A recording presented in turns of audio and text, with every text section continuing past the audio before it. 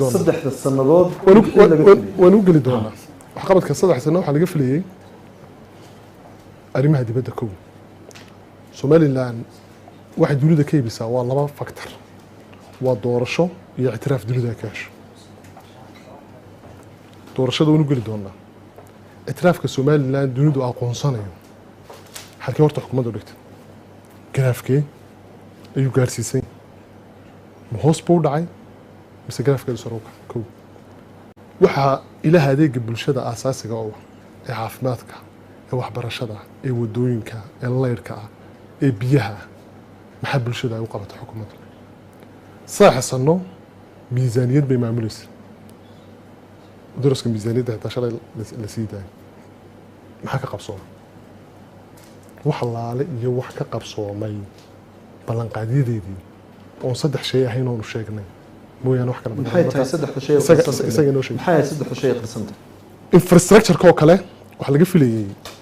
in wadooyin fara badan la sameeyo waxa laga filayay in dalka la geliyo ila dhaqaale oo wax soo saar dalka u noqdo waliba maaska iyo muruqmaalka rajo loo abuuro nololeed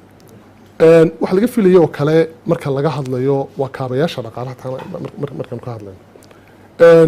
waxa laga filayay oo kale barnaamijyo balbalaaran oo intan ka balaaran oo buugan ku qoran waa kan buugoodii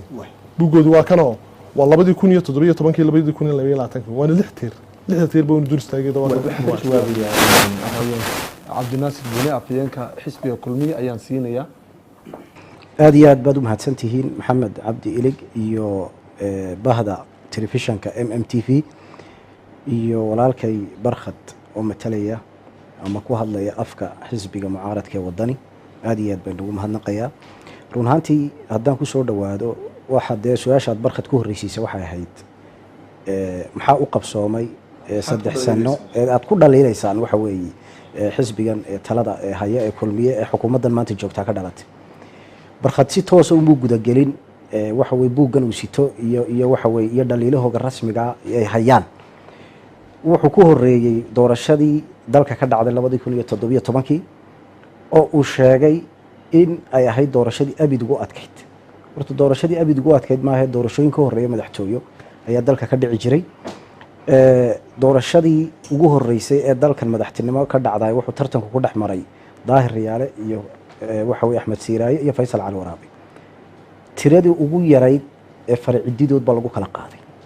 isagoo axmed siiraaye cabqari siyaasi ah xisbi weyn hogaaminaya ayuu aqbalay oo la ballaadhni oo u yeeshay inuu aqbalo dadkiisii taageerayaashiisiina uu u sheegay oo waxa weeye doorashada laga helay marka doorasho aynu galaynana dalkan waxa yaala nin guuleystay nin guul dareysta xisbi guuleystay xisbi guul dareysta ama xisbi guuleystay laba xisbi guul dareysta oo waxaynu dhiganay weey marka haddii aanad u lahayn la ballaadhni iyo geesinimo aad dadkaaga ugu sheegto waxa weeye in doorashada laga helay maxaad marka horeba kursiga madaxweynaha ka soo doonaysay sideed sadal u hogaamin lahaydeen wadani hadaatiin waxa weeye inaad shacbiga reer Soomaaliland isku wadaan haddaad aqbaliba weydeen doorashadii aad arkaysay waxa weeye 80 kun iyo dheeraadka ahayd lagu kala badiyay maxaad sameyn lahaydeen haddii 80 codna sidii Axmed Siiraaye la inaga heli lahaa taatiri waxa weeyaan kala qaybsanaanta dalka kala qaybsanaanta dalka doorasho dhacday doorasho markay dalka ka dhacdayna xukuumad baa timiday labadii waxa way xisbi mucaarad sida qaanuunku dalku sheegay automatically waxay noqonayaan xisbiye mucaarada inaad shaqadiina qabsataan baa haydo si dadku u midoobaan doorashooyin baa lagaga baxayay doorasho markiiba shaqadiinii u horeysay qabataan waxay noqotay madaxweyne Muuse Biixi Cabdi maalintii la dhaariyay 4 December 2017 wuxuu miisaaniyaddii 2018 ku daray doorashadii golaha wakiilada iyo doorashadii golayaasha deegaanka 4 bilood kadib xisbiga wadani waxay si rasmi ah u soo saareen guddi doorasho 2 sano waqtigoodu harsan yahay inay raadaan kalsoonida kala noqon iyagoo hab qaanuuni aan u maraynin sharciyad ay dad nimankaasi ku eedeynayaan aan jirin marka qaybsanaanta uu sheegayo shacbiga waxa dimuqraadiyadda loo sameeyay in lagaga baxo waa doorashooyin iyaga 3 sano hor taagna guddiday waxa way diideen 2 sano ay markii dambana khubara waxa way commission oo aqoonsadeen oo soo saareen marka waxa way xisbigani waa xisbi jaahwareer siyaasadeed uu soo waajahay waxana mana haystaan mistaaqiye siyaasi oo ay dalkan ku hogaamiyaan ama ay ku caaridaan oo shacbiga reer Soomaaliland waxaad ku soo noqotaa afayeen mudane maxaad saddexda sannadood qabatay saddexda sano rajadii dadku idinka filayay ma gaadhin naga filayeen waxay ahayd dalka Soomaaliland jamhuuriyadda Soomaaliland inuu ahaado qaran madax bannaan inuu ahaado qaran Soomaaliland oo waxa weeye kaabayaashiisa dhaqaale iyo kaabayaashiisa horumareedba ay xukuumadda uu hogaaminayay madaxweyne Muuse Biixi Cabdi 2017 aakhirkiisii soo baxday inay wax ka qabato arrimaha dibadda arrimaha gudaha caafimaadka waxbarashada biyaha waxa weeye hirgelinta dimuqraadiyadda isku wadista dadka waxyaalaadkaas oo dhanba waxaanu aaminsanahay inay tahay xukuumaddii ugu wanaagsanayd ee muddada saddexda sano iminka ay ku dhowdahay haddaan tusaale fudud ku soo qaato waxa weeye waxaan wax ka qabannood arkaysaa iminka wuxuu yidhi kaabayaasha ama arrimaha bulshada dadka sida tooskaa u taabtay waxaad og tahay maanta iyadoo xukuumaddaasi ay muddo kooban ay joogtay inaanu dhammaystirnay oo 25 kilomitir ama 24 kilomitir wax ka yar uu nooga harsan yahay wadadii 284 kilomitir ahayd ee waxa weeyaan ceeri gaabo inay maanta gabagabo ku dhowdahay oo maantada aynu joognana aynu arkayno in waxa weeye wasiirkii iyo dad badan oo Soomaaliland birmigeyday ay joogaan marka nimankan ay dhaliilayaan xisbiga waddan iyo barxad ay maalintii dhaweytana ay soo qaatay waxa weeye wadada ceeri gaabo budget bay leeyihiin dastuuriya oo waxa weeye xisbiyada lagu kabo oo waxa weeyaan aanu siinaa weli intay isxilqaameen waxay xukuumaddu qabatay bit by bit intay usoo dul istaageen may odhanin wadadii ceeri gaabo ee halkaa ay ka qaadeen ama ay ballan qaadeen waa nagaa dul taagan halkaasii taagantay hargeysa ka caytama qodobadaada qodobayso arrimaha bulshada maxaad ka qabateen caafimaadka waxbarashada iyo wadooyinkaas aan ka qabanay waxbarashada Soomaaliland waa markii ugu horeysay ee xukuumadda Muuse Biixi ay joogtay ee la tayeeyay kaalmihii ugu horeeyayna dugsiyadeena maanta aad arkayso iyo imtixaanaadkii u dambeeyay ee dhawaan la galay waa markii ugu horeysay ee iskuulada dawliga ay kaalmaha hore ka galaan waxbarashada Soomaaliland taariikhda Soomaaliland way maxay ku timiday tayeey iyo waxay ku timiday siyaasad cad oo xukuumadda madaxweyne Biixi ay u dhigtay maxay ku tayeysay marka maxay ku tayeysay qaab nuuciyo tayeysay qaabka waxa u tayeysay kow waxa dalkan jiri jiray musuq badan baa jiri jiray musuq maasuqa xukuumaddan xididada u siibtay waana takeli ma eg musuq markaan ku leehayna dhinac kasta u galaa tacliintu galaa biyuhu galaa caafimaadku galaa arrimaha dibadda u galaa arrimaha guduhu galaa bulshadu galaa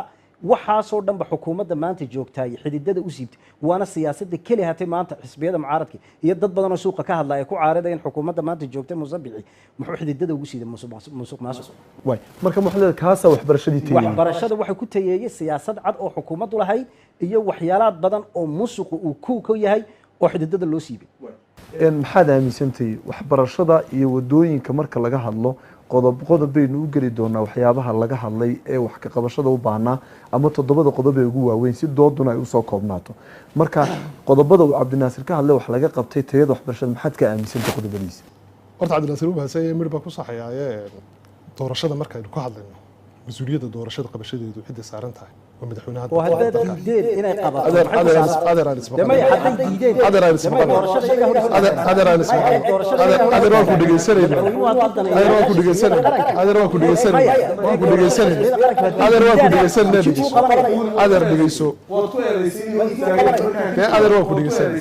حسن استماع بليس waan ku dhageysanay kaama dhaxgelin aan hadlo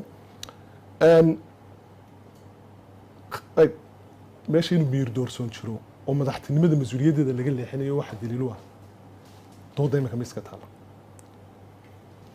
adigan ku weydiinayaa ama isaga baan weydiinayaa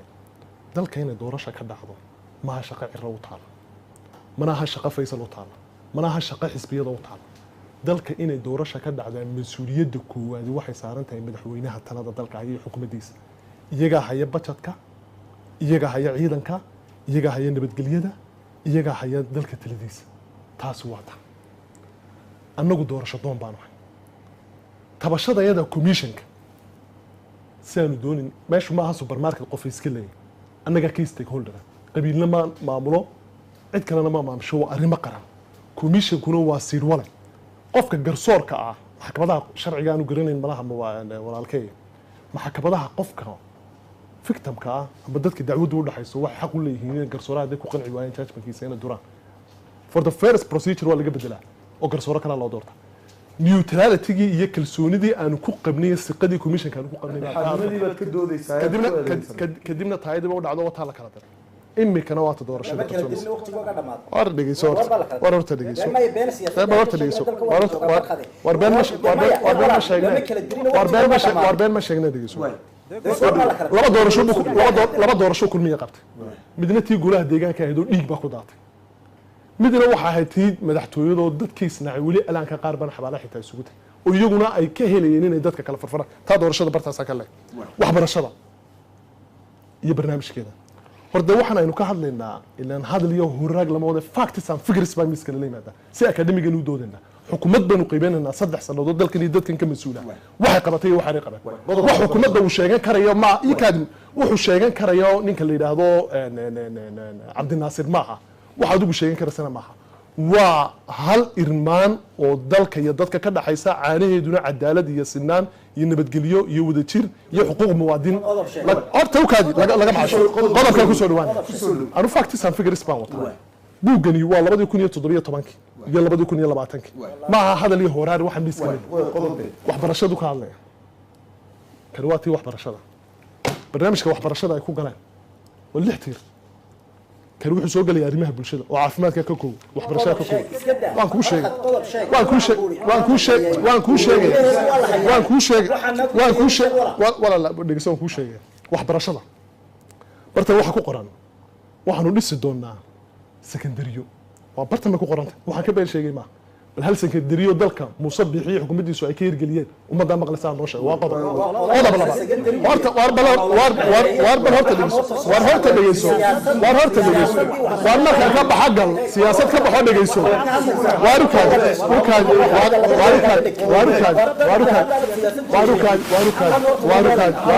war siyaasadna ma jeexi karaysaa war siyaasadna ma jeexi karaysaa waxa walaaliyo waxa jeexday ma jirtay doodeeda dhegeyso waa tare doodeeda dhegeyso دعوتها اللي جيسان كنا دعوتها قلت بوجن محمد ويكاد بليسي كان بوجن علمي بدأ علمي دواك كعربي بقول يسكلم بقول لي وحنا كان لما روايتنا وحنا كان واحد يقضوني ما دوك هذا محل دي قضوني لما يسمع ولا ما دي من بنت بالشده وشيكتين ما شيغيا واربنت بالشده هذو شيكتين واربنت بالشده انو شيغنا دغيسي عدن قلب واربنت بالشده دغيسو adigoo mahadsan qodobada maxay yihiin atwala ilayso dawladda inuu wax ka qaban weyday kaabayaasha dhaqaaliga arrimaha okay hada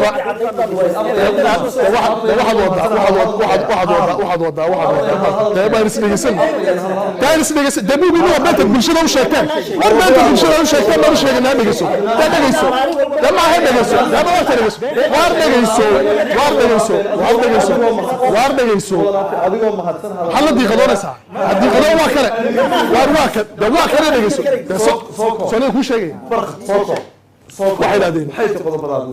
computer labis si tayo marka ay waxaan ka hadlaynaa waa tayo marka tiisu leeyahay waxbaan tayeeyay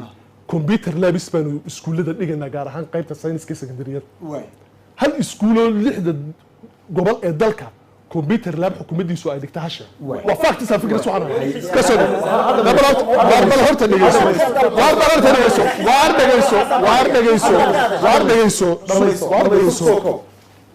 waxay leedahay waxaanu samaynaynaa dugsi kasta oo gobol kasta ku yaala gobol kasta waxaanu ka dhisaynaa 7 library hal library oo qaranka loo dhisay si aqoonta dhalinyarada ay u kobacdo waa dhagax dhig looga baahnee sheeg 3 sano joogtay annaga noo riwaayadeen riwaayad ka shaqaynaysaa har sheego wakaas hal library ha sheego xukuumaddu ay dhistay library waxay sheegeen waxaan ku gabagabeynayaa waxaa deeqa waxbarasho sanduuqa deeqaha waxbarashada Soomaaliland oo ilaa heer PhD ayaanu sameeynaa sanduuqa xagee ku sameeyay bal ummadda u sheeg taas waa waxbarashada markuu ka hadlayo okay caafimaadka ila waxaanu ka hadlaynaa basic needs caafimaadka 3 sano u dhamaaday oo sanka la galay iska daa Soomaaliland inay MCH ka dhisaan iska daa inay cusbitaal ka dhisaan dhaqaalaha ugu badan ee muwaadiniinta Soomaaliland wuxuu ku baxaa dhakhaatiirta Turkiga iyo Hindiya wasiiradooda xilka ka haya iyo iyagoo xukuumadda iyo xisbigooda aan cusbitalka weyne Hargeysa oo kii 1953 ingiriisku dhisay ayaa tayadiisa ayna isku aamini karin qof mas'uul la dhigi karin Yurub taawdo listan 300 oo mitir buu u jiraa madaxtooyada dhan ee madaxweynaha xafiiskiisa ku yaala waa ta keentay iyadoo dalku xaalad cajiiba uu galay oo dunida ay kala xidhmato coronavirus uu ina galay intay awoodi kari waayeen oskajiiniye ambalaasyo inay u dawarsi tageen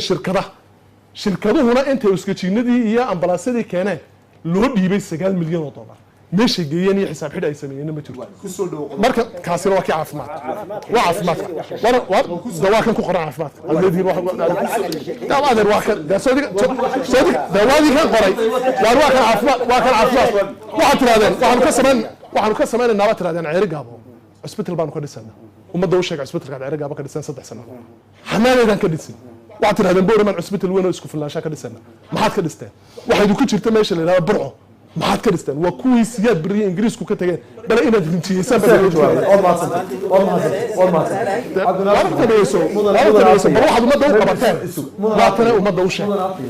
caafimaadka iyo waxbarashada iyo intaa si guud adiga uga hadlaya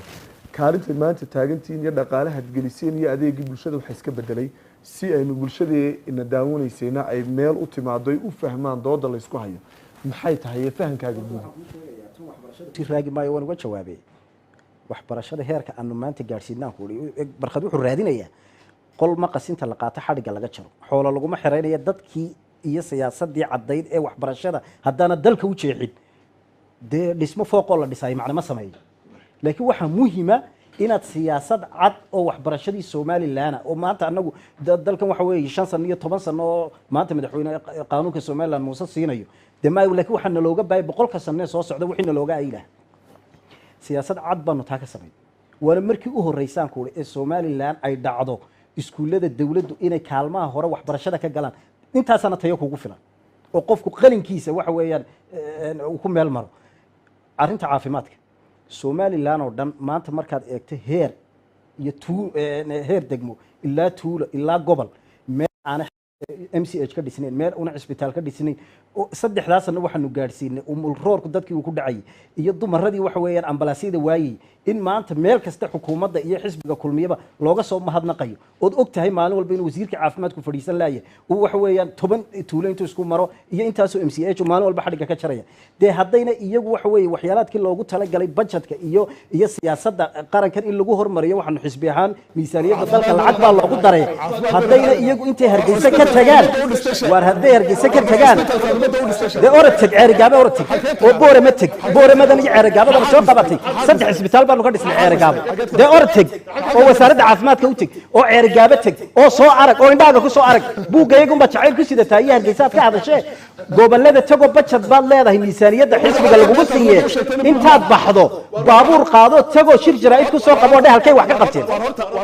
laakiin buugaygan jacayl haddaad u sidato de barqadow ruuxdaadii hadday joogto waxa weeye kulmiye jismigaaguna wadani joogo oo kulmiyaalka ku sidata iska kala xisbiga jacayl baad u sidataa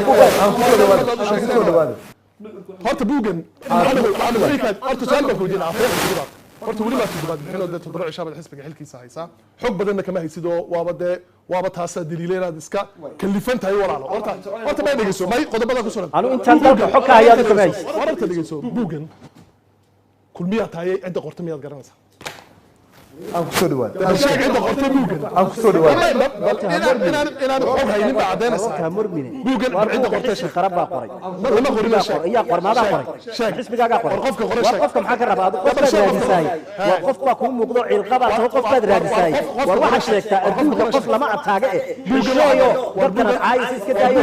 siyaasad xisbiga qortay qofka baa qoray wasiirka warfaafinta Soomaaliya aad u dirteen baa qoray Cismaan Dubad baa buuga ka qoray buuga Soomaaliya wada jecel qadar iyo Soomaaliya lacag lagaaga soo diray waranaga nololeeyay Soomaaliya qodobaynu ka wada hadlayna barkhad qodobaynu suuri iyo barkhad qodobaynu ka wada hadlayna buuga halkaas ka dhig qodobaynu ka wada hadlayna aynu qodobo ka wada hadlayna موضوع برخد بوني موضوع دوضة موضوع دوضة موضوع موضوع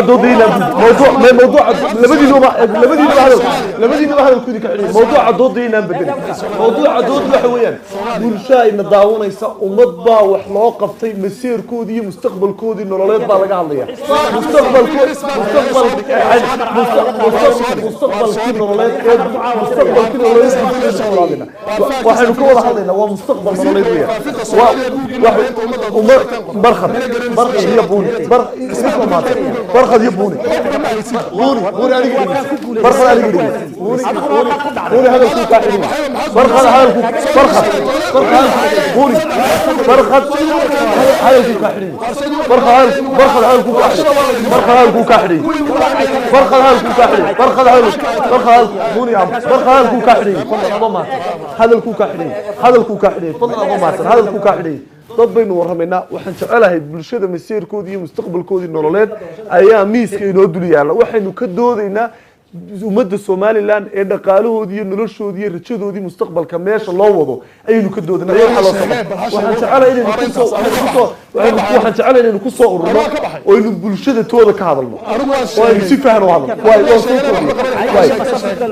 waay buuni dhaqaalaha Somaliland waa ka baxay qodobka dhaqaalaha Somaliland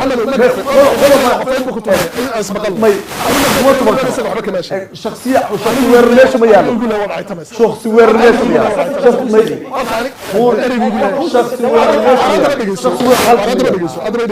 aniga xuquuq baan leeyahay xuquuqdan leeyahay markuu aniga igu leeyahay wada ay tamaysaa ayaan ugu ma sheegin waxa yiri facts and figures baan soo maray wala si degan baynu wada hadlaynaa taa iska la buug xisbi ku guuleystay oo aad ku guul daraysay way Soomaaliya isaga horta markuu ay ka hadlay annaga mucaaradadayada qofkan hogaamiya waa Cabdiraxmaan Ciro oo Somaliland idab iyo akhlaaq ka suntan horta aan isla fahmin ma mucaaradad dal jacayl ka muuqdo aan fawdo iyo mucaaradad fawdo iyo balabaas aan ka sheekay waxaan dhageyso wata markuu anaga lagu leeyahay aggressive party iyo society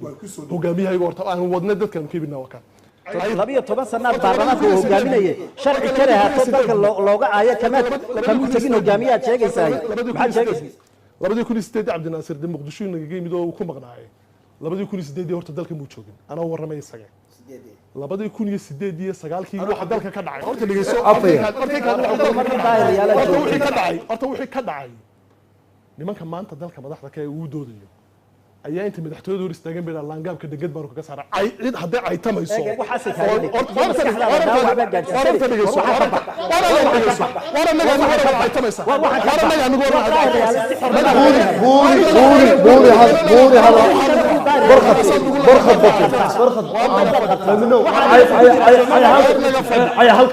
هذا ما ديره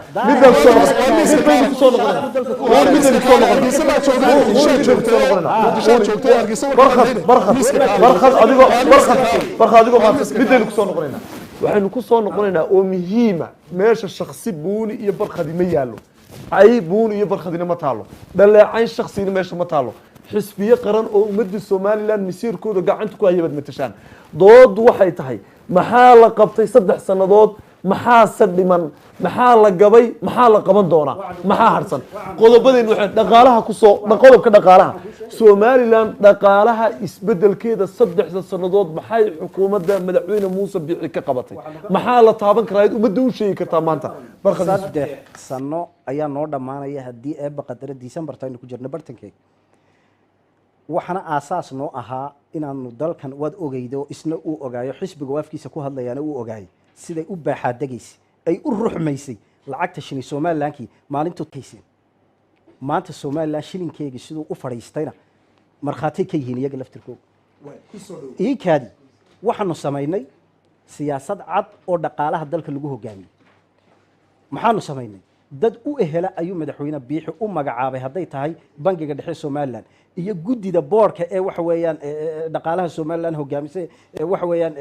bankeena fadhigoogu yahay ayuu madaxweynuhu magacaabay siyaasad cad bay dejiyeen waana ta maanta lacagteena ku fadhiisatay ay mar kale hata u ruxmi weyday iyadoo waxa weeyaan covid-19 uu ina helay oo waxa weeye dalkan diyaaradihiisii joogsadeen oo xoolihiisii joogsadeen oo xaj sanadkaa aynaan tegin iyaad arkaysa inaanu mushaharkii shaqaalahana bixinay isla mar ahaantaasina waxa weeyaan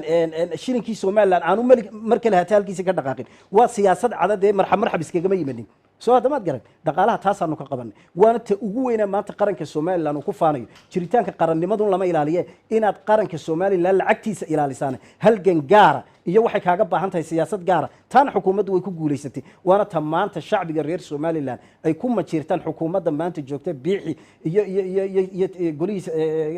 wasaaradda waa ta ay ku majiirtaan dhaqaalaha halkaasaanu gaadhsiinay markhaatina uu ka yahay isaga iyo xisbigiisuba ii kaadi kaabayaasha kale dhaqaalaha maalin dhaweyta wuxuu sheegay in waxa weeye 3 mashruuc xukuumaddan ku guuleysatay oo ka mid tahay bridge-ka camuudeed uu ka mid yahay bangiga oodweyne laga dhisay uu ka mid yahay barnaamijka shaqo qaran hadduu fahansan yahay qiimaha ay waxa weeye dalka u soo kordhisay saddexdaa oo arrimood u sheegay maxaa oodweyne meena Soomaaliland ahay hogaamiyahooga yidhi madaxweynuhu berri toole wuxuu seexanayaa oodweyne oo maalin ka hor sheegay isagaa yidhi oodweyne baan loo qodobada ku soo shakhsiga ka daa qodobada ku soo dhawow ka jawaab waa dhaqaalaha maxaad ka qabatay aniga ay eegina dhaqaalaha waxaad ka qabatay lagu sheeg waxa weeyaan مليون دولار ku baxay madaxweyne biixi maalintii dhaweyto waxa xariga ka soo jaray qiimaha maanta uu gobolka awdal iyo degmada boorama u kordhiyay waxa marqaati ka amaanta dadka reer Soomaaliland ee awdal ku nool iyo degmada boorama tusaale fudud hadaan ku siiyo jaamacadda camuudo jaamacadda ugu facweyna waxa weeyaan jaamacadaha dalka jaamacadii qarankana ayaa waxa bridge-kaasi uu kala gooyay iyada iyo ardaydii iyo shacbigii deedna ay noqotay in kambas iyo suuqa dhexdooda ay jaamacaddu ka kiraysato isagoo madaxweynuhu og mudaxileedkiisii ugu horeeyay iyo qalin jabintii ugu horeysay ee uu ka qayb galay isagoo madaxweynaha ayuu yiri maanta haddii alla soo gaarsiiyaan oo madaxweynaha halkii shalay markaan dugsiga camuudeed ku jirnay boorama waqtiga ku nimanina dhaqaalaha maxaad ka qabatay sheeg war miisaaniyadda oo kaalay in maanta aanu madaxweynaha dhammaan bulshada boorama laga dhisay war miisaaniyadda sheeg war miisaaniyadda sheeg war miisaaniyadda sheeg war dhaqaalaha laga hadlayaa bulshada boorama ka dhistay oo ka sheegin war iska daayo war biriisha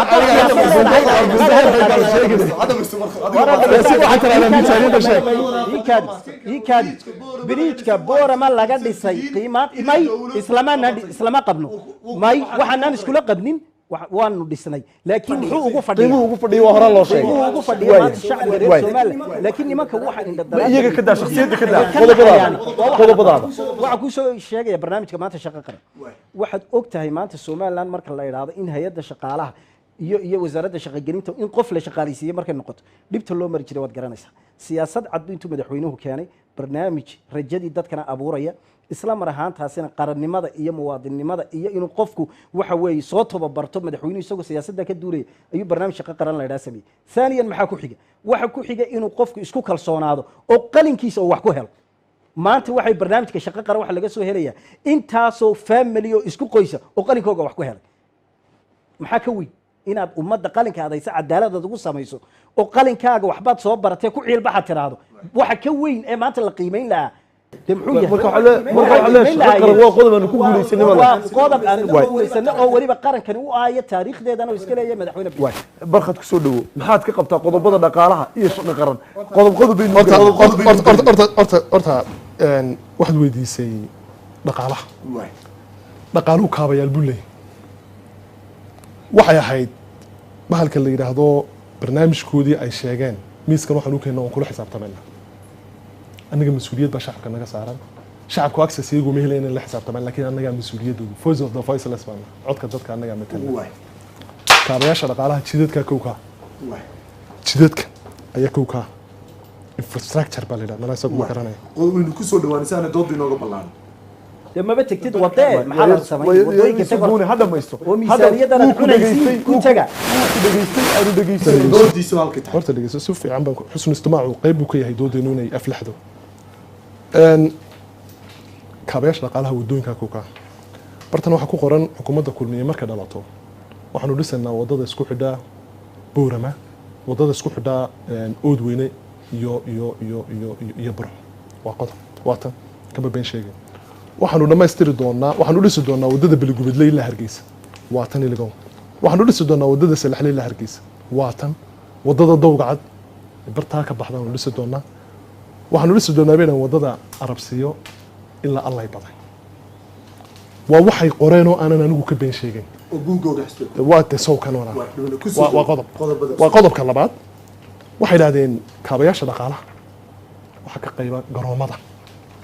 waxa yiraahdeen waxaan dhisi doonaa garoonka aanu dhammaystiri doonaa magaalada Boorama waa kan waa garoonka airportka Boorama aanu dhammaystiri doonaa waa yahay waxaan dhisi doonaa garoonka magaalada Burco waa kan ku qoran diyuuradaha waxaan dhisi doonaa garoonka magaalada Ceerigaabo ee diyuuradaha waa kan ku qoran waa su'aal horta ma waxaan kaga waxaysanay dekada waa kaabayaasha dhaqaalaha waxaan dhisi doonaa dekada Saylac baan dekadeeda dhisi doonaa baa waxa ku qoran waxaan dhisi doonaa dekada maxay haytay xiis dekada mayd waa tan ku qoran waxaan dhisi doonaa oonu samayn doonaa dekad Luqay yeelato bartama ku qoranta waa kaabayaasha dhaqaalaha waa intaas waa intaa iska daa in dekada dhisaan iska daa wadod miska taala iska daa in dekada dhisaan in wadooyin dhisaan ma oran karayo ood weyna wadadeeda dhisay ma oran karayo Beligubadle wada ka dhisay ma oran karayo Allah badan waay ina dekada wata dhiga soo dekada fact is figure ismaan buuri wax shakhsi leeyahay wax shakhsi qodobada oo baysu waarina dhegeyso berbera kaari dhor oo wadada inta Hargeysa ka baxda berbera gashay fanayo xukuumaddu leedahay kuma bixin waa mashruuc madaxweyne Ziilaayo markii hore kale waan ogahay waqtigeedu yimid waan ogahay war isla kulmiye ka dhaatay wadada meeshu bay kama dhalaan waa Ziilaayo magasiis waa noo ogolahay wadada berbera kaari dhor 3 sano ka hor bay bilaabay 3 sano kadib madaxweyne dhan oo qaraninta ka xeynba 13 kilomitir ilaa maqaska agaasiba waxaydada wasaaradda arrimaha gaadiidka ka tan waa disgusting waa yaqiiqsi in haybada madaxweynaha sharaftiisa la ilaaliyo waa wax qabad laantii tiiha ku jira wadoona dhisan waxna may qaban iyo xariga ka soo jarayaan isma qabatee kaabayaasha dhaqaalaha barnaamijka shaqo qaran uu ka hadlay oo ku noqon doonaa kaabayaasha dhaqaalaha galaya wali aan ku gabagabeynaa beeraha 3 sanadood gurigaaga cuntada lagu kariyo haday basal tahay haday tahay xabuub haday tamaandho tahay inta Itoobiya laga keenaa hal dalagoo dawladdu ay samaysay oo maanta koronahaas hadduu dunida kala xidho isku filnaansho ummadeed lagu gaari karayo oo beera ah oo la taaban karayo suuqa lagu iibinayo xukuumaddu ay soo saartay ama ay ku dhiirigelisay ima sheegi karo inta markaa kaga baxo ta shaqo qaran marka horeba wasaarad kasta waxa joogay xafiiska aad gashay institution aad gashaba 5 ama 6 ama 7 xafiis fadhiya barnaamijka shaqo qaran istiraatiijiyadiisu maxay ahayd 3 milyan baa sanad kasta ku baxa inamada dhibooyada la geliyay ee la soo saaray ee magaalada la yiri hay'ad kastaba iyadoo 7 qof xafiiska ay joogeen la yiri kuna ku darsada maxaa maaskii shariicada lagu darnay maada ku daray waa diyaar u xoogiye institution ku shaqeynaya qofku imika adigu wiilig baa tahay institution baad maamulaysaa waad garan karaysaa human resource ka u baahanta human resource ka public institution isku baahan yihiin ma hayn la kabla isku warnaga miisaaniyadu haynaa warshadaynta la abuuro in muruqa iyo maskaxda dalkani leeyahay la galiyo inta ciyaalka direes loo xiro in sidii object la ciyaarsiyo si aad barameehay waan ka beeraha waxay aad ka qabateen sheeg wadooyinka sheeg waxa dhanba sheeg tan ku soo noqo waxa la yiraahdaa akhlaaqdu waxay biqishaa sida nabaadku biqlo an al umma ma baqiyat akhlaquhum fa in dhahabat akhlaquhum dhahab warta akhlaaq baqaru yeelo way dhaqaan aad bad af Soomaali xunta adiga yaa ka akhlaaq xun damiirkaaga war gobol ilbaxnimo leh oo aqoon leh oo xadaarad leh oo sharaf leh ka soo jeeda war yaa ka akhlaaq xun war yaa ka akhlaaq maada principle war maada akhlaaq adiga sheegay kare ama qaad baa tahay war akhlaaq wada hadlaya aniga akhlaaq ma sheegay laga wada hadlaya wax qabad iyo masiir umadeed baynu ka wada hadlay shay shakhsi la yiraahdo halkan idinku maan keenin labadiinina seegtaan idinku maan yeedin qodobada aynu ka wada hadalno wadada wuxuu ka hadlay Arabsiga iyo Gabiley buu ka hadlay wuxuu ka hadlay wadada dekadaha awdal iyo madaarada iyo wuxuu ka hadlay maxaa ku dhaca waxaad ka qabato inuu badoo sheeg waa inta anigu way ga dhantay wadadii Ceerigaabo dhamaad ku dhigay way 25 kilomitir baa noo dhiman waa qodob 284 kilomitirna waa xigta wadada la yiraahdo Burco iyo Ceergaabana shalay oynu joogno waa warbaahintii rag kamid ah iyo wasiirkii jidadkuna joogaan 148 kilomitir bay dhamaatay hatagana soo arkaan wadada Gabiley iyo Arabsiyo 2 sano ka hor bay dhamaatay subaxan boora ma ka soo toos in todobada ka soo baxa boora Gabiley iyo Arabsiyo kuma tahay Arabsiyo la badan ku talay waa waxaan u dhamaadaan anu ku sheegay Arabsiyo la badan ku sheegay kuwa buuga ku qoran way dhamaatay buuga waxa ku qoran boora ma markaan ka soo baxo halkan aan ka qurxda haddaan boora ma waxa weey ka soo qurxdana saacad baan halkan ku imaadaa way dhamaatay taasina waxaanu bixinay wadada Looyacado iyo boora ma isku xidha wadada Looyacado iyo boora ma isku xidha waxaanu bixinay sirfeenkeygii hadda oo shirkad la yiraahdo Sare Engineering oo dalka Itoobiya laga leeyahay ayaa ku guuleysay waa 3 sano kadib waa boora horta wax kasta wuxuu qaataa waqti wadooyinkan la sameeynayaana carratuulkan maaha waxa lagu shushubay wadooyin caalamiya oo mustaqbalka dalkan leeyahay aanu dhisayna marka cilmidiisa sanadka 12 bilood badan aad doonaya marka taabsiiyeen wuxuu ku leeyahay 3 sano kadib maxaa doonaysa 3 sano kadib ma inaan halkan fadhiya doonaysa ma maxaad qabatay waan ku dhameystirayaa wadada silacada bixiyaa kule oo maxaad bixisay maxaad kontraaggeegi baa bixiyay waxaa dhisayaa horta waxaa la dhisayaa mayna wadadii caawa soo kala sanadka koowaad markuu sanadka koowaad hada basta dhageyso barqada dhamaysto wadad buuni wado Looyacado ilaa boora baan bixinay Sare Engineering hay'ad ayaa ku guuleysatay way caddahay waananu bixinay kontraaggeegi biriishadii halkii marayeen wadada qaabkeegi sirfeenkeegi oo dhanba ayaa la qaaday marka wadada dhismiga bilaabay wadadaasi hawsheedu way naga dhantay intii wadooyinka halkaas kaga baxaya wax soo saarka dalku ka hadlay beeruhu ka hadlay Somaliland xukuumadda Muuse Biixi intay joogto waa markii u horeysay ee kayd raashin oo isku filan dalka kan yeesho oo kayd raashin aanu leenahay waxaan ku yaala COVID-19 kilo waxa weeye laga baxay waxaan ku yaala dalku ku yaala hadana tagayinba oo calaamado uu ka aadasho dama waxaan ku yaala daba loo sheego ma daaqo maqash kul haatu burhanakum in kuntum min as-sadiqin hay'aduhu waa kuwee xisbi mucaarada حزب معارضة ورد دقيسو فيصل علي شيخوتي فيصل علي شيخوتي سومارية هيدا مسيبوي كسوما حزب معارضة تهوب دلك وحوي حزب قرابات كته فيصل علي شيخوتي وزير بابا بسمه العلم مقعود حزب عارضة ياته فين هكا الشيء اللي أردت لما وحلا هاي كيد كراشيك هدارد ماشي كويا لا تجين وانا بدك اورنين ما يا شاك بل ماشي كويا لا كيد كراشيك اقول كويا حفيز بولايه ده حفيز بولايه مو كويا الحفيز والله حفيز كاس قبطايو هيا قodobka ugu miisan waa ka inuu leeyahay ninka markan dardaar ma siinayaan leeyahay sagaaji waxa soo marmaya tafsiirtiisu waxa la tafsiiri laga wada waa miskiin Faisal Ali Sheikh waa miskiin soo kalif hay-ad wuxuu qaranka Soomaaliland u qaybsan yahay hay-adda abaabulka saarka iyo masiibooyinka iyo wixii degdegay ma kayd baa marka wasaaradda beeruhu wax soo saarkeega markay soo saarto ee madaxweynaha iyo qaranku ka gudoomo hay-adda kaydisa weyn waana markii u horeysay Soomaaliland kayd raashin yeelato oo isku filan oo dalkan isku filaashay gaadhay 3 sano gudhawaadkii xukuumadda madaxweyne Biixi joogto xisbiyada mucaaradka waxa loo aasaasay oo u taagan yihiin inay noqdaan iska xisbi mucaarad wax qabadka ka fiyaan xukuumadda maxaa kamid ah wuxuu u baahan yahay intuu tagay inuu yiraahdo wadadan waxaas ka qaban waayeen beeraha waxaas ka qaban waayeen waaniga dul taagan $15,000 bil walba qaataan arday agoona jaamacad ma ka bixiyaan ku soo dhowtaas taasi ma dhago mas'uuliyad loo doorto wal qofka mas'uuliyadda ku fashilmaan wal qofka charity organization ma waa ka soo baxay ta kosob kama haysta siyaasadda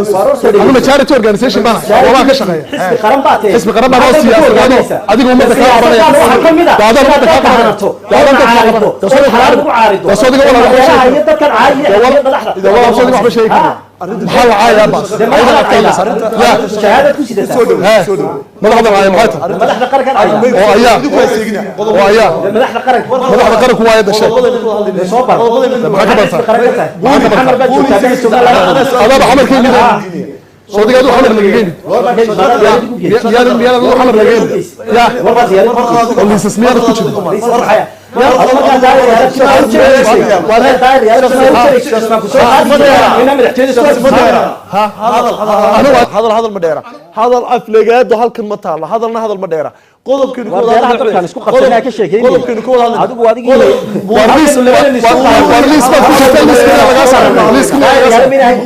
حسن شيخ والله وحدينا لا جوجتك خايم الوطن هذا حسبينا روح كل ما رسالوا قرا shaqo qaran arrintu ka hadlay wuxuu yahay barkhad la banu dhalan oo dhisnay wuxuu yiri qodobkii lama qabno maskaxna kama naadi muuni aniga soo weydiinay arrinta shaqo qaran uu idinku eedeeyay wuxuu idinku eedeeyay barkhad uu leeyahay qorshihii loo sameeyay bay dawladdu garab maraysaa waana qorshihii dhalinyarada loogu talagalay baahidii wixii oo dhan bay garab maraysaa in wax kale loo abuuray maxaad ka aaminsantay shaqo qaran shaqadaasi iyo eedaasi maxaad ku walaal waxa weeye ku raali gelin mayno inaan waxa weeye maalin kasta intuu ummadda soo hor istaago been cad u sheegay وشقق لك صدقه وشقق لك صدقه shaqo qaran waa barnaamij qaranka Soomaaliland leeyahay waana siyaasad madaxweynaha maanta joogay xukuumaddiisa ka dhalatay kulmiye ay hirgelisay waana waxa weeye dalkana uu mahadiyay laalaabadna male shacbiga reer Soomaaliland maanta waxa weeye arintaasi waxay og yihiin in qaranka Soomaaliland markii uu hore waxana siyaasadan ku timid madaxweyne Biixi oo hogaamiye soo ah oo dalkan soo halgamay oo dawladda soo arkay oo u jeexnayd wadada uu dalkan ku hagayay barnaamijka shaqo qaran iyo qiimihiisu uu u cad yahay ayaa lagu hirgeliyay waxa kale oo waxa weeye halkaas ka soo dhaxbaxday dhalinyarteennii maanta aad arkaysa dalkan inuu ictiraafaysaday oo dawladda maanta ina taageeraya aanay jirin oo isku tashanno inagu oo inu ognahay maanta waxa waxbarashadeena iyo giddi aynu ku maamulnay cashuurta yar aynu dadka ka qaadayna ay tahay inuu yaa intaa wixii ka dambeeya ardayga jaamacad wax ka soo baxay ee qalinkiisa halka ku soo gaaray inuu baryootamo uu oday iyo suldaan iyo hebel oo ka xeydhaado qalinkiisa waxa ku helay barnaamijkaas aan u abuuraya wuna hirgalay maantana Soomaaliland waxa way anigu iska daacid kale family anigu maanta aan ka soo jeediyo bulshada aan ka soo jeedo shakhsiyan Cabdinaasir Hadaan waxaan ogahay 5 sano ee maanta xukuumaddaasi jirta inaan qofna naga shaqo tagi kareen hadduna barnaamijka shaqo qaran jirin waa sabab cadee waxa weeye imtixaan qofku wax ku helaya وسيدنا سيمان مواد هاي دلك ولا شو حق بيان لاين سيمان دوغ شقتي كره ما ندا قونتا ورغبلك سو قلن ما ورغبلك ورغبلك امتحان صح لو ما قال ورغبلك ورغبلك aqoon iyo waxa ka ورغبلك هذيك على مواد بليه صدق على مواد هذيك اسغي على مواد بليه mushkiladaha wadanka yaala waxay tahay maalin walba ka hadasha ay kala badan yihiin resources-keena dalkeena iyo waxaynu haysanay waxayna soo galayna kala badan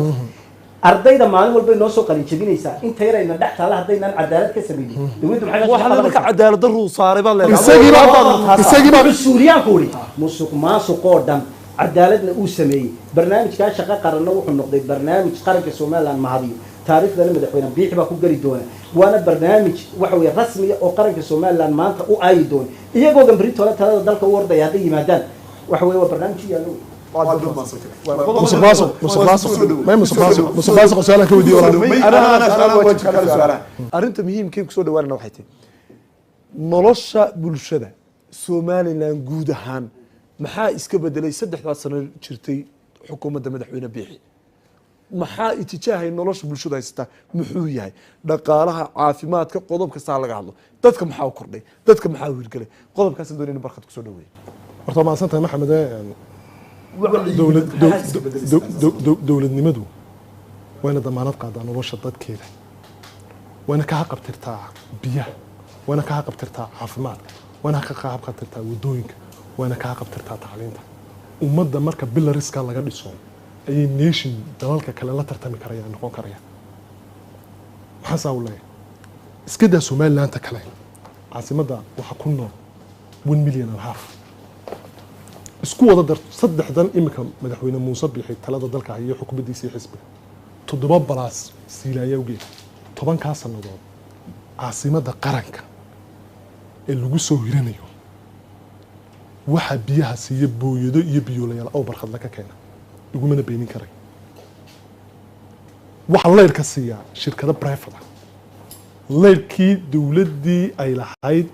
warshadii leerka dawladii hore ay ka dhaxashay Somaliland gaar ahaan Hargeysa ku yaal dad barafada lagu wareejiyo lisi oo qaatay dawladdu dad ma utilities ka noocaas ma bixiso waa nolosha caadiga ah oo ka hadlayo marka nolol caadi ka hadlayo waxbarashada jaamacado dawliya oo dadka kafeeya oo waxbarashadooda iyo tacliintooda verified tahay oo academically la dhisay oo kambas ahaan dhisan ma hayno Ethiopian 30 sano kadib ciyaalkeena ugu dawarsi waxbarasho tagayta gaar ahaan shaqaalaha dawladda marka ka hadlayno iska da base-ka hoose boqolkiiba 55 ayaan waxbarashada fursad u helin dadka dayarta Soomaaliya iskuuladeena hada bilaash baan ka dhigay lacag kaasha iskuulada laga qaadaa ونوشة أساسية مركان كان تعافماتك مركان كسر دواني عافماتك بي وعافماتك من كسر دواني عافماتك وحن أباهنين إن دقمك كسته وعاصمة كوت على إن تولا كسته ما عنده تولا كيس ما كشيكين إن ده هيان كوارك قضب هذا قصون وعافماتك هو يوم الأرورتبا جاري لصوصة ومسؤولية هندونية إن الدولة درنتها عن لا يهم مدح ويلي محايته وحكا قبل بس بتلان شو جبال لك islaantaasi tuulad magaalada koornaheeda ka timid jaamacada baan kaga hadlay iyadoo umul aroortay ilmihii ku baktiyay gaari caanilay baalka la yiraahdo qadarka xukuumaddu ma maamusho qadarika gaari ay xoolo saaran yihiin lagu keenay ilmihiina ka baktiyay iyadina ay dhiig aroortay wixii qadar anagu ma maamulne cashuurta qaadaan waxay ahayd hooyadaas in xanaano loogu sameeyo marka nolosha guud ahaan Soomaaliland marka laga hadlayo hadaba nolosha guud ahaan marka Soomaaliland laga hadlayo taasi waa base-koodii nololeed maxay iska bedelay maxaa hay iska bedelay dadku meel dawladda dhalato laba kursi laba madaxweyne ay ku kala tageen xukuumad horena baxday xukuumad dambana timid waxaan inta ahayn waxaan horta inta ahayn mise baahiyaha adeega asaasiga bulshada u ah inta aan soo sheegay in ka badan ba amal la'aantu dalku waa boqolkiiba 65 inamada graduate gareeya jaamacaduhu intijaah ما هيستان مقاحية ولا فدية شقة قرن بيستان وحلا لي وحلو جهة وضع عايز معنا ولا وحلا لي وحلو جهة يعني ما شرته وانا وح معي أف كهجاج أف سومالي بيرين أف سومالي كهرجة بيرين أف سومالي ورقة كهرجة بيرين أف سومالي كهرجة بيرين وين باطل ما يبقى كهرجة بيرين قل هاتوا برهانكم إن كنتم من الصادقين أروح وراك كده وارون تبرت وراك كده وارون كده هاي كتب كل هذا اللي عارف كل هذا اللي كده وارون كده بنادم كميديا وارون كده وارون كده dood هذا مسك شغال أنتو أبغى لكم شيء نلحق رجبالك دلك كتاجني يمام الحمضة إن هاي ستمانتو مالين أي كرت حيين لأن يرد إن وحبرتي ما تشوف محمد شغال أنت هذا بدك كذا ما كان والله شجود هان ما كان يرد أجرت شيء حكومة عبورتها كل ورشة ليس مينين بيرمي سمينين بيمي سمينين ودول ما سمينين هذا الحكومات وقت عاشور ما قاطعنا qodobadan ka hadlayno marka waaqiciga saxda laga hadlo qodobo dawladdu taabatay oo aynu tilmaami karno waxa kamid ah buugaagta dawladdu lacagta ay ka bixiso dhalinyarada iskuulada waxbarashada ee ayadu dib u iibisay dawladdii ay ku kabtay iskuulada sanduuqi dhalinyarada jira qodobada marka laga hadlayo iskuulkan dawladda ee tababarka macallimiinta dib macallimiinta loo tababarayo ayaa qaybahaas kamid ah biyahoo kale dibugelintan dhaqaalaha badan lagu bixiyay laakiin aan biyo weli dhammaystirmin baa kamid ah qodobadaasi kama caarad ahaan ma ogtihiin oo ma aragteen oo ma eegteen oo inay sax yihiin iyo inay bulshada wax u kordhinayaan inay soo noqon karaan iyo inay wax u tarayaan ma eegteen qodobada ma yihiin qodobo sax oo dawladdu maaha waana sababeyn anigu waxaygu sabab bay leeyihiin waxayna leeyihiin dood cilmi iyo caqli ku dhisan dawladdu madbacad qaran bay leedahay منهجك الدولي جو وحبرشة إنه يسوق كي يسمع هرت وين متبعد هذا قرن قصة منهجك الدولة دو أي ودتك وحقول لي جاي سنة وين يدو سياسة ده يلا تعي ما هاي ندلك اللي جسوا وارد تتبع منهجك صودا بقى دلك كل حين نوت ما ها وح ببليك وفرسية وزارة وحبرشة صوت قاعد واي تحسواتا تنبيه نورش ببيه كبلامتها مركن هجامية هاي وإن أن سي أكاديمي جو فكرة وإن باهيد بالشدة كوح سبتما وإن هلادين كريا ما حنولش بالشدة بالبادينية بيه بقى كوة صدق سنة كذب يسوقوا لها مقالة بيه قلين بانك سمينا مدحونه هي حكومة دي سي برنامج كودي بكين يحي إن هذا نبويدي بيولينور عميالو كيس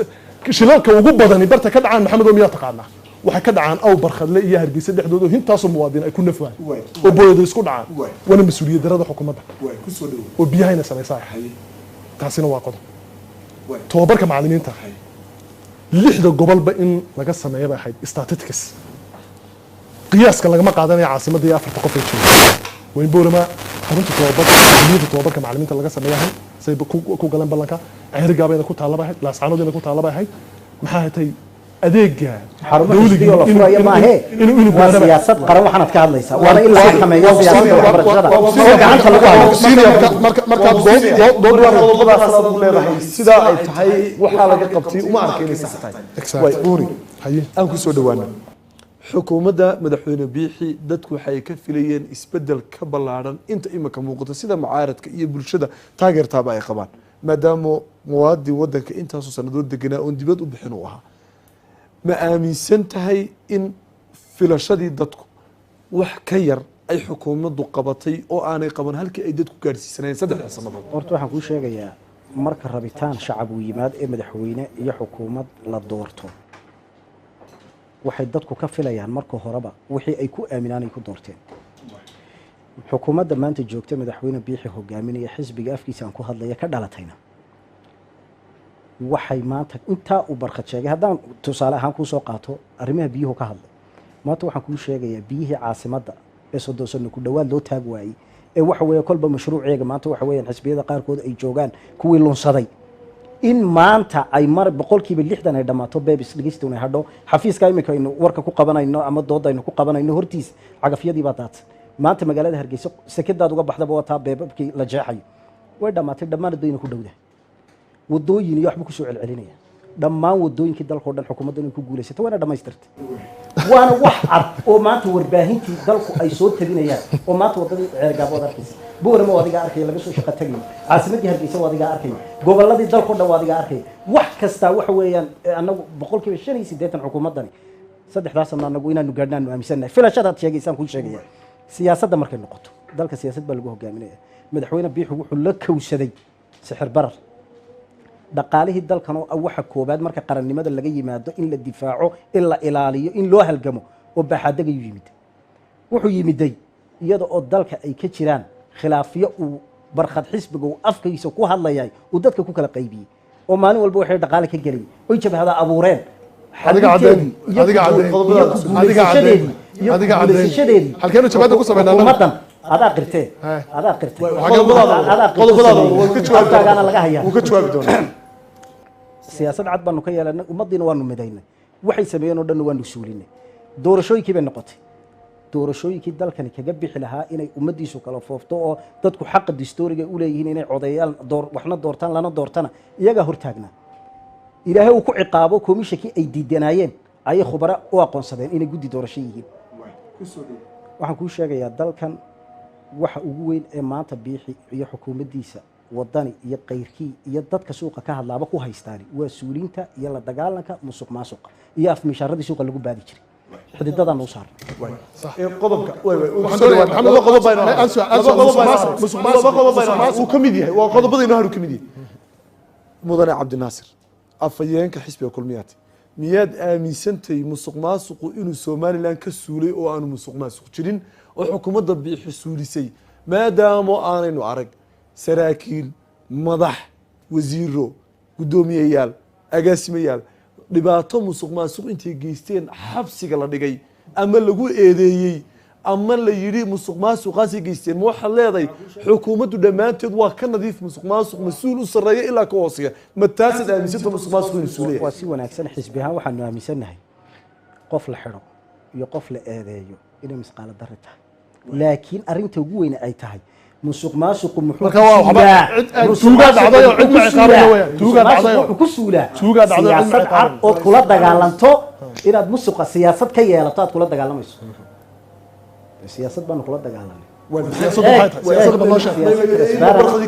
miisaaniyadii leh oo dhaqaalihii wadanka wixii ka baxayay leh oo wixii soo galayay leh oo mucaawimooyinkii leh ayaa xal ka sugaya xukuumadda shanaad oo iman doontaan xal ka sugaysaa marka xukuumadda shanaad oo iman doontaan xal ka sugaysaa xal kama sugayo laga sheegay inuu raaxaysan doono waxa way kuwa adigu ku raaxaysan doona dalkan inuu u fikiro xil umadeed baa lagu raaxaystaa oo kuwa adigu aad xil umadeed baa lagu raaxaystaa wuxuu ku raaxaysan siyaasad qurux badan oo dalka lagu hogaamiyo wararta dhageysada afkiisu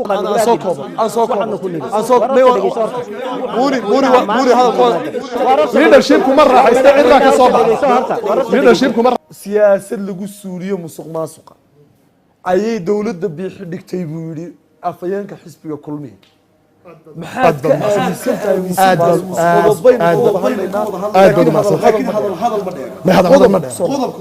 horta meesha la yidhaahdo arrinta musuqmaasuqa wuxuu yidhi siyaasad baanu ka dejin national policyga marka public administrationka la dhiganayo anu master public administration horta dhegeyso national policyga marka la sameynayo waxa uu ka horta dhegeyso waxaan doonaya ma isaga doonaya su'aashaas inuu weydiiyo Cabdinaasir intikadii laga hagilay waa taa ka jawaabayo soo siyaasad qaran mooda national policygu xeerku laba bukuun kama midna waa mid baarlamaanku sameeyo marka sharciga laga hadlayo midna waa siyaasad xukuumadda ka timaado marka dambe la legitimiate gareeyo xeer noqota policy number baa jira bal ha inoo sheego siyaasadda qaranka uu leeyahay waxaanu ka sameynay la dagaalanka musuqmaasuqa nambarkeedii xilliga la sameeyay ya war miiska fadhida ma dawshay war ma dawshay layma taraf gayagiba tilataay ma siyaasadda shabakada ka TV maya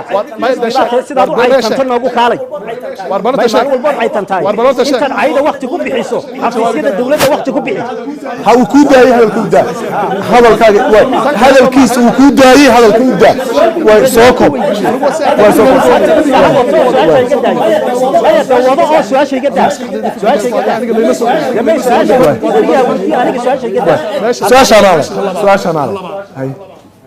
marka musuq la dagaalamo waxa leedahay xeer ay dawladdu ku sameeyay musuq la dagaalamo ma jira waa doorba ku jirta dawladda xisbiga ku haysan dawshaga waa tan qodobka labaad xukuumadda duleysatay wixii hogaaminaya qodobka labaad intaas uu guuri laayay qodobka labaad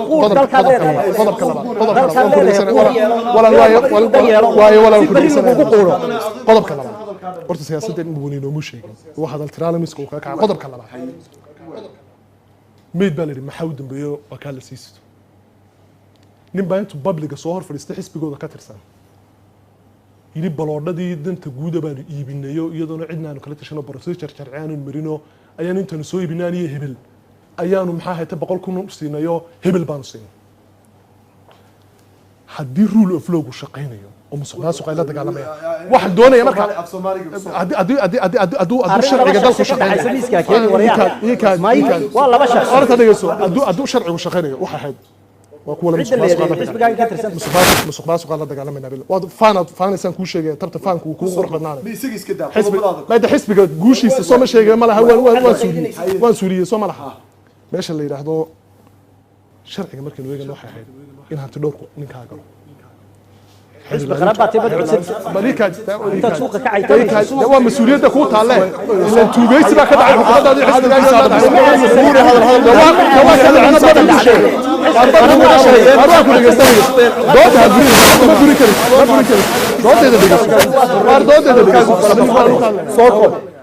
واحد الشرعية حران توني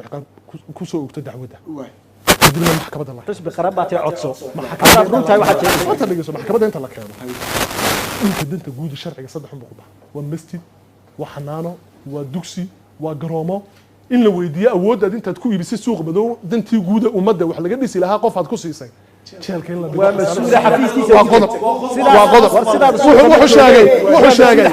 wuxuu sheegay responsibility-ga ama mas'uuliyadda maamul ee dalku xisbiga kulmiye soo xukuumadda ma saartay wuxuu garanayaa imika uu inoo sheegay rag xoolihii ummadda dhacay imika wuxuu yidhi raggii xoolaha ummadda dhacay baa xisbiyada ku dhumanaya haddaad garanaysa ragga xoolaha ummadda dhacay xisbiyada ku dhumanaya la xoolihii ummadda qaadeen mas-uuliyaddii dowladda idinka saaranay maxaad u xiri weydaan dad musuqmaasuq la marka loo baahday maalinteeda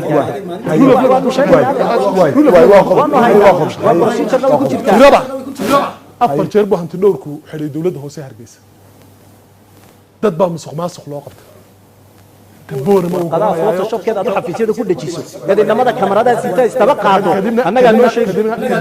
بوري هذا القدر أنا صحافة حرماء صحافة هكو قفي صحافة هكو قفي صحافة هكو قفي صحافة هكو قفي صحافة شرف برخة صحافة فرصة هذا وكسية فرصة دي سعادة بور لا يسمو صغاس بالسو وير ار دي والحكومة وحكومة شرطها كمثل تهاي adigoo maadsan أما برخلو دلاع أما دلاعي qodobka musuqmaasuq waynu ka baxnay anigu afar laatan jir baan intaan la taliye madaxweyne noqday sagada anigu sidaada ismiyadoo ma kala dab qaado karaamadeeda qofeed ma cuno principal iyo mabda baan هذا يقول مدحونا بيحو مقعابا كل يوراد قتل meesha inna lillahi هذا واحد جراء هذا هو البوار lix sanadood baan mucaarad ahay aan samray adiguna adigoo shalay talo cid ka baxay ayaa samri kari weydayo in adeerka shalay talo adiga muu misaad ku lahayd wuu fashilmay si lagu bedelo siyaasadaydan cabiraan faysal xilka ka qaaday markuu warkaaga harbaan hayno diga xibuna hadalka taladii uu faysal kusiye qaado oo ahayd wadani ka xishoodo ku hadlin adigu buuni fadlan adigoo maadsan mudan afayeen waxaan idin ku codsanayaa maseerka dadka ee aad gacanta ku haysaan dadka ee bulshada Soomaaliland ee aad gacanta ku haysaan ee xisbiye qaran ku tihiin ee dadku idinku tixgeliyaan ee idinku raacaan mid ku hogaamisaan ayaynu miiska kaga wada hadlaynaa arrin shakhsi miiska ma taalo waxaan jecelahay inaynu ku soo noqono qodobadeena qodobada iyo yootanka meesha ayay ka saarayaan dooda aynu ku soo noqono mar walba wax shakhsi oo idin muuqdaan ay jirin laba xisbi qaran baad kala matalaysaan laba afayeen baatiin ummad baa idin daawanaysa ummadda aynu tixgelino qodobka muhiimka ku soo noqonaya waxa siyaasadda arrimaha dibadda Soomaaliland 3 sanadood xukuumadda madaxweyne biixi ay jirtay maxaa la taaban karaa ayad leedahay waa laga qabtay maanta ummadda Soomaaliland aad u sheegi kartaa leedahay waxa san ku guuleysan siyaasadda arrimaha dibadda oo ku qotonta dalkani inuu qarankiisu madax banaanaado adduunyada ka mid noqdo madax banaanidiisii 1960 lumiyay uu la soo noqday inuu xaqiijiyo xukuumadda madaxweyne biixi waxay ka qabatay inay siyaasadda cad u jeexdo oo hogaamineed oo kala dambeyn leh oo nidaam leh oo qarannimo ka muuqato taasna maanta de waxaad ogtahay adduunyadu inayna tiri dalka Soomaaliya waxay nagaga xidhan yihiin si dawlado caalamiina ay dhexdhexaadinayaan goobjoog ka yihiin arrintiina ku soo dhameysay waxaan xaqiijinay oo xukuumadani ay xaqiijisay markastana ay diyaar u ahayd in marka wada hadalladaasi ay dhab noqdaan ay nimankaasi xamar jooga ay diyaar noqdaan ay miiska yimaadaan fagaare caalamiina ay yimaadaan duwal waaweyna una dhexdhexaadinayaan arrinteedu ay tahay arrin waxa weeyaan cadceedaasi aan sacabada lagu qarinaynin inaan waxa way qadiyadeeda iyo fagaaraheega ka sheegano madaxweyne waxa weeyaan waad ogtahay Ismaaciil Cumar Geelle inuu Djibouti ku martigeliyay ra'iisul wasaaraha Itoobiya oo ka soo qayb galay duwal waaweyna ay yimaadeen taasi waa siyaasadda xukuumaddan oo ah xaqiijinta waxa weeyaan in aanu nimankaasi kala guranno adduunyadana waxa weeye aanu u tusno inaanu nahay dawlad isku kalsoon xukuumadeedina shacbigeegu ay aamineen isla mar ahaantaasina xaqiijinaysa waxa weeye qarankan siyaasadda arrimaha gudaha ku soo inta waa intuu Siilaayo Turkigu ku qabtay laba dawladood oo wada hadlay madaxweynuhu haayo waxa leedahay meesha la yiraahdo ku soo dhawow ku soo dhawow qodobada ku soo dhawow intaas waa narration kulmiyu ka dhashay wala madaxweyne qiimo waa wada hadalkii Soomaaliya lagu furay Turkiga siyaasadda arrimaha dibadda wixii dhamayso qodobada ku soo dhawow dhamayso waxaan u sameynay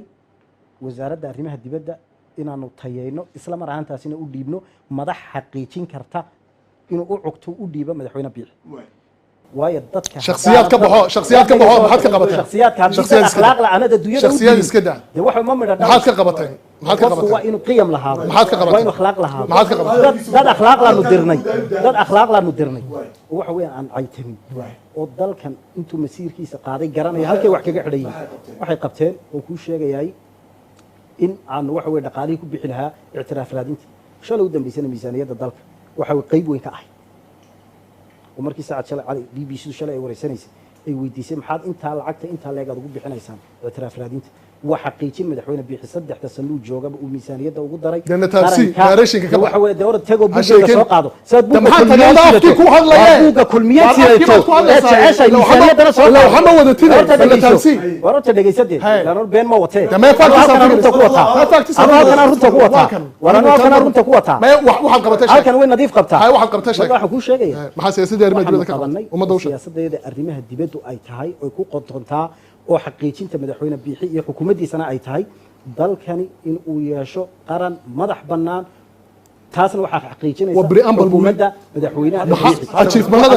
waxaanu tayeennay xafiisyadii safaaradeena adduunyada ku lahayd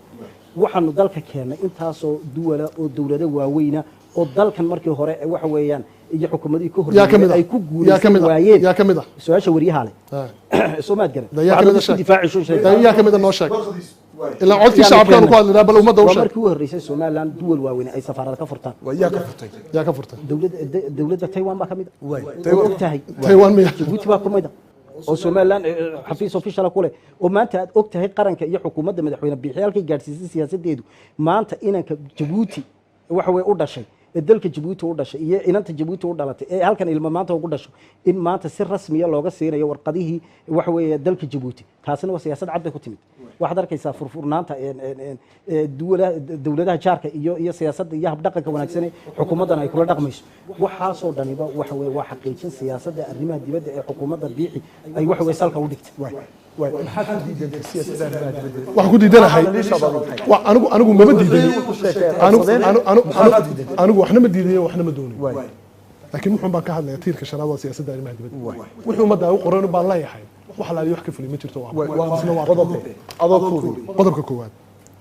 waxaanu ka duulaynaa si Somaliland baahida ugu weyn bulshada Somaliland ay qabto 30 sano waa in dunidu aqoonsataa اعتراف هدية لسوق هذا يبا شرنشر ومرا وين الدنيا اعتراف كان waxay bartan ku sheegeen inay doorashooyinkiisii baa haysay macna اعتراف la inay shan qaybood strategically isagu ma garanayaan oo sharaxay walaalkay shan qaybood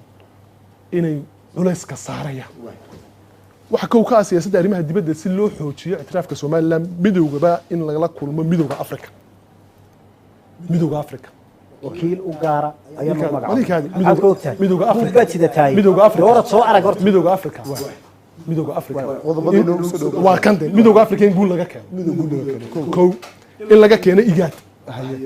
والله إن ميدوغا يوروب يجنا حنا وجيش إن مريكان حديد وين وسومال لنا اعتراف كده ما دام سوبر باور كان دونكم يا سيدي وشرطة إلا كان إن جامعة عربتها لولا لك قالوا وسي Somaliland calankeedu caalamka uga xismo qodobkan doonayna aan ka hadlaa intaas ma waxba ka qabsoomay iima sheegi kareen nin midowga Yurub ka socda iima sheegi kareen nin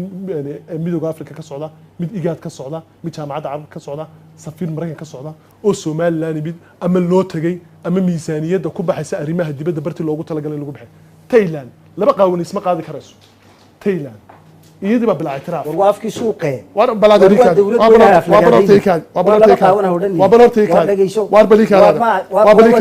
dunida اعتراaf baan ka doonayay anigu dunida اعتراaf baan ka doonayay inuu Thailand igu meeraysto ma doonayay in dawladaha danahu igaga xidhay calankayga inuu caalamka geeyo ilaa mas'uuliyaddii muwaadinimo isaga noo haye inuu caalamka madaxweynaha igu geeyo oo dunida ka birbidho waa tan ka rabay qurba joogta waxay leedahay waxaanu samayn doonaa xafiisyo badan وقرب جوجت الدنيا صدح سنضاد صدح سفر من مدحونا هذا الكبح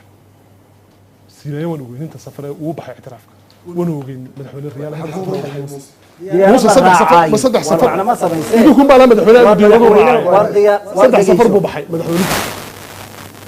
صدح سفر اي بحر مش بوتي بوكوت جبوتي معدو من نيتوبيو كوت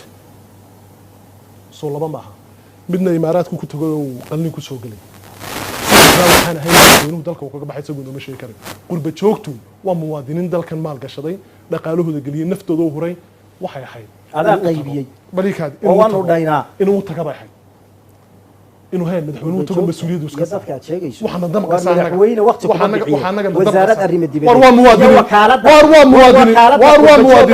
war magacoodu wax ku yahay war waa madaxweynuhu magacoodu wax ku yahay war muxuu bixi waayay dadkiisa ugu tagi waayay uu soo mideen waayay ilayda kala qaybiye kolba buura tagaysa moodaysa madaxweynaha qaranka qurba joogteen madaxweyne biix tagaya waa ina u qalanto mustawiyada madaxweynenimo war qortaan baan u kaaba wakaalada qurba u abuuran wasaaradda dadka facebookada ka soo aykamaya madaxweyne wuxuu doonayaa dooda inuu isma difaaci karo xukuumadani xukuumadani protocol bay leedahay beentaad ummadda u sheegtay un baan anigu soo bandhigay wax kale ma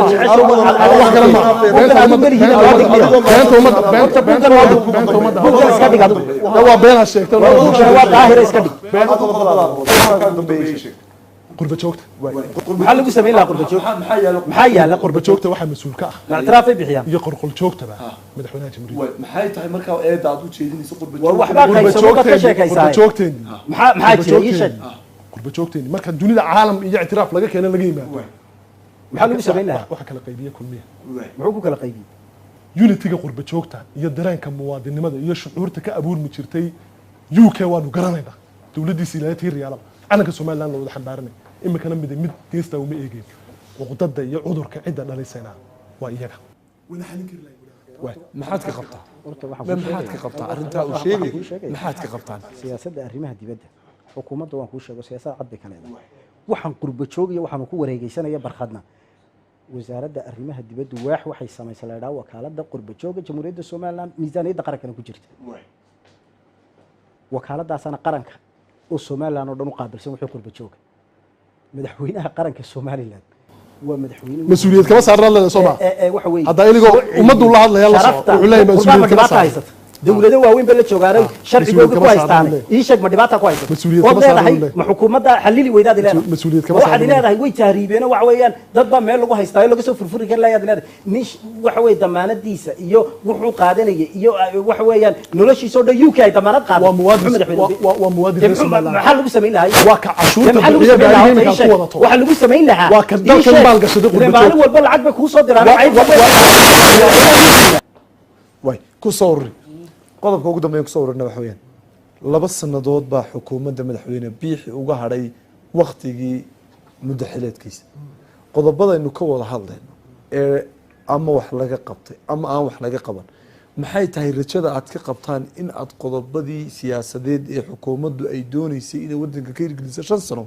ay ku dhamaystiri karto ay ku qaban karto ma kula tahay baahiyii hadsanaa oo dhan inta la qabtay inta dhiman marka la isku daro maadaama wali waqtiidii harsan shanta sano ballanqaadka iyagii xukuumaddan waxaan ku wari inta ugu badnayd 158 way naga dhamaatay labada sano waa faakahaysi iyo waxa weeyaan iyo wixii kale ee qarankan aan u ballanqaaday de mas'uuliyad baa laga saaranayo ilaa waxa halkan ku qoran maaha xukuumaddan waxay hirgelinaysaa dalkan waxa weeye masiiro waaweyn inaanu gaarsiino waxa weeye beesha caalamka oo ka mid noqdaan nootaal arrimaha uu ka hadlaya barkhadna waxa weeye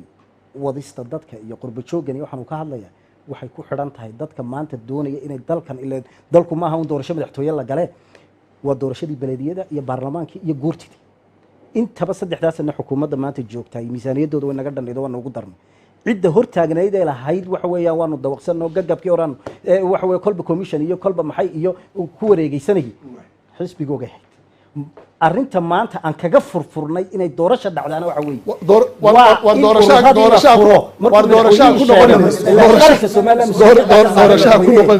waa sharci taas inaanu soo hormarin waa ta kaga gilgilsiisay fashilkooga siyaasiga ee bulshada og inay ka baxayaan haddii uradii la furay markay arkeen waa tay doorashadii ku ogolaadeen commission shalay ay diidanaayeen ay lahaayeen waa qaayimiin ay khubaro ugu aqoonsadeen waynu ka hadalnaa waxaasoo dhan marka waxaan gaadhaynaa xukuumaddani waxay ummadda u ballan qaaday 85% wayna dhammaystiran tahay waananu gaadhnay waananu xaqiijinaynaa ishaana macallina dadka Soomaaliland hal mid bay ka ilbixeen waxa way ku soo afmeeraya dhibaydkayga waxay ka ilbixeen waqtigii Soomaaliland inaan afbishaara oo meel kaligii taagan oo beenaala ah oo xishoonaynin oo madaxda qaranka caaya uu wuxuu sheegi lahaa waa ka ilbixeen labada sanadood ka filaysaa inay ku dhamaysto qodobadii xukuumadda horta luuqad siyaasi inaan ku wada hadalno dad siyaasiyiin baa nahay baa haboon Cabdi Naasir wuxuu 2 sano noo hadhow faakahaysi meeshu marfish lagu qaylaa mina dawladda dadka u adeegaysaa Portland weejka ummadda kula hadlaya xaqina ku soo dhawaad ama ka dimaama Ahmed Ahmed waan ku dhageysanaya anigu waan ku dhageysanaya qodobka labaad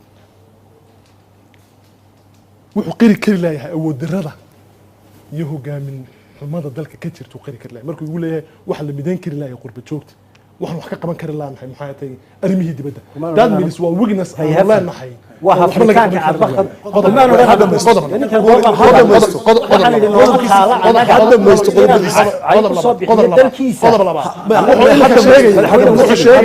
هذا مش شيء هذا مدحونا وقت كم هذا هذا الحكومه umada la baado waa siyaasadda in loo siiba in dadka qaranka laga baado waa tamaanta madaxweyne biixi dalkani ka dhaxlaya weey ama ka naxana mahdi ama adana wuxuu yiri anigu kalsooni bay ka muuqataa dood aqooneed baan keenayaa kama dhexgelayo wuxuu yiraahdaan ka jawaabaya waxa weydiiyo markaan hadlayo raqdaas waaya horta inaan كده صوكب قضبة ilaa maanta oo dhan anigu waa ka hadlay المؤمن لا يكذب بينت لما دغيستay ولا جوابه qodobka labaad الحقيقه كما هدليشيد qodobka labaad ee meesha yaalla wuxuu ka hadlay wuu guulaan ugaan guulihii mid allaaliye mid buuga uu ka sheegay wala arrimo dibadeed wala caafimaad wala wax wadada ceergaaba shalay dadka u sheegay sawirta wadada booramiga labadii sanadood ee u haray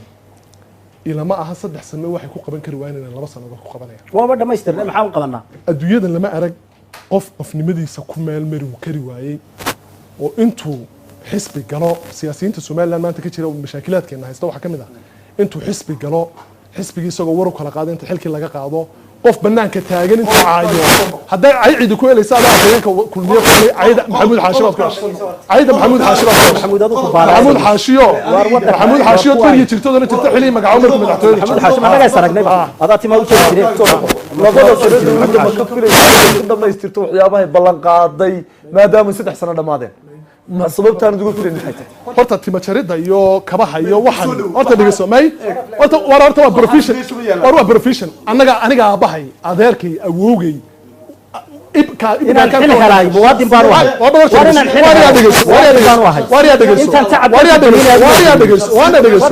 waana dhigayso dad professional oo shaqaysta waan boqor professional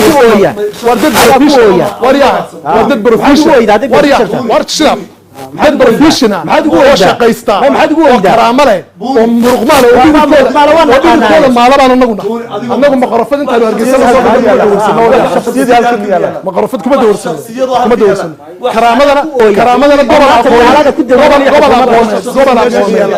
gobol aqooneed ka soo jeedaa warsiga xisbiyada war ogolow gaalada hadaan la aqoon Allah ya kula wax barata jaamacada siyaasaddan isku qabanay waxbarashada isku qabanay adigoo maadsan barqaalku ka xidhi nuxurku wax weeyaan doodeenu inaynu bulshada fahansiino halkaynu taaganahay si qodobkii su'aashiidii mar labaad ku celinaya maxaa laga fili karaa xukuumadda kulmiye ee madaxweyne biixi in ay labada sanadood ee soo socoto ku rajadiinu maxay tahay qodobada meesha aanu su'aasha ka hadlaya kama shakhsi meerar meesha ma yaalo qodob baynu ka wada hadlaynaa maxaad ka filaysaan anagu waxaanu ka filaynaa inaanay wixii loo doortay aanay qaban karin 3 sanadood waxay ku qaban weyday istiraatiijiyad iyo siyaasad ay ka yeelan weyday intaan sheegay caafimaad biyo ictiraaf iyo caalamka loola xiriiro iyo horumar iyo dekada iyo maxay tahay meesha la yiraahdo ay ku qaban kari waayeen meesha ay ku qaban kari waayeen dood inaan leedahay inuu miskiin tahay ardo ardo war dood jirida ku taagan baan ugu jirida inta taa ku qaban kari waayeen sanadii 12 bilood oo hore kuma qaban karayaan daawadayaal waxaynu intaasi kusoo gabagabayn doonaa doodeenaasi u dhaxaysay afayeenada xisbiyada kulmiye iyo wadani oo kala metelaya xisbiga xukuumadda ee dawladda iyo xisbiga mucaaradka ee wadani waxaanu ka cudur daaranaynaa inaanu casuunay xisbiga mucaaradka oo cid balse ay arintaasi ka cudur daarteen in doodaasi ay ka qayb galaan doodeena ayaa waxa ay ku qotantay 3 sanadood ee ugu dambeeyay ee xukuumadda madaxweyne biixi ay xilka haysay maxaa u qabsoomay maxaa la taaban karo meesha yaala ma jiraan maxaan qabsoomin halkay dhaliishu ka jirtaa maxaa bulshada Soomaaliland ku noqday maxaanse ku noqonin in la isxisaabiyo xisbiyada qaranka oo ay bulshadu aragto waxay qabsadeen iyo waxaanay qabsan waa mas'uuliyad saaran ummadda Soomaaliland oo ay codkooda ku doortaan xukuumadooda ay doonayaan si taasi ay dadku u arkaan wixii qabsoomay ay miiska u nimid barnaamijkan waxa idin la socodsiinayay MMTV waxaan mahad gaar ah u naqayaa afayeenka xisbiga xukuumadda ee kulmiye cabdinaasir buuni iyo afayeenka xisbiga wadani barkha jaamac batun oo labadooda mahadnaq gaar ah aan siinayo iyo sidoo kale howlwadeenada dooda igala shaqeeyay ee ah Sakariye iyo Maxamed Mawlid iyo bahda kale ee farsamada ee MMTV waxaan iskugu iman doonaa doodo kale oo la xiriira arintani oo la xiriira qodobada muhiimka ee dimuqraadiyadda qabaa'ilka ee doorashooyinka iyo nolosha dhaqan-dhaqaale ee ka dhex jirta Soomaaliland oo aynu sii wadi doonaa doodaheena iyo masraxyada aynu iskugu imananay ee barnaamijyadan la xiriira aad iyo aad baan idinku mahadnaqayaa barnaamijka waxaa idinla socodsiinaya anigoo Maxamed Cabdiliga tan iyo kulanti dambe haddii Allah awood yiraahdo waa MMTV oo